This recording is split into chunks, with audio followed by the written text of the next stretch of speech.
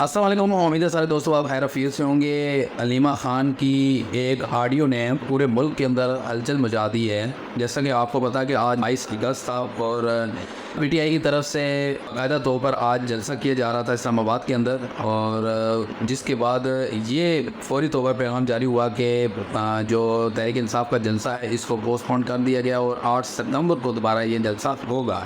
لیکن اس کے بعد کافی پرابلمس آنا شروع ہو گئی ہیں، کہیں تو بڑے بڑے لوگوں کی گرفتاری بھی ہونا شروع ہوئی ہیں اس کے اندر، اور بالخصوص جو علیمہ خان نے اپنا ایک آڈیو میسج جاری کیا اس میں انہوں نے باضابطہ طور پر کہا کہ عمران خان نے تو خود کہا تھا کہ 22 اگست کو جلسہ کرنے کے لیے، اور وہ کیسے کہہ سکتا ہے کہ جلسے کو پوسٹ پون کر دو اور 8 ستمبر کو دوبارہ جلسہ ہوگا۔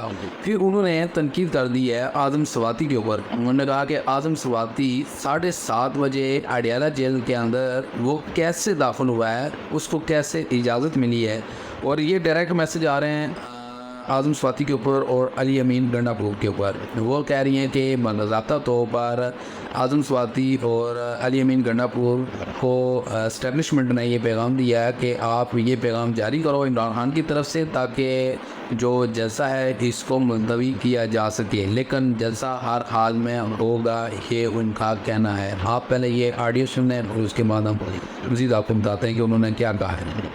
کہ ان کا کسی کا ارادہ ہی نہیں ہے اس کو باہر نکالنے کا، عمران کا یہ اسٹیبلشمنٹ نہیں بھیجا ہے نا۔ انہوں نے دیکھا کہ لوگ ساری پاکستان سے اٹھ کے آ رہے ہیں اور جوش زیادہ ہے، انہوں نے اس وقت 7:30 بجے اعظم سواتی ملنے کیوں گیا؟ بس یہ ایک سوال ہے، کس نے بھیجا؟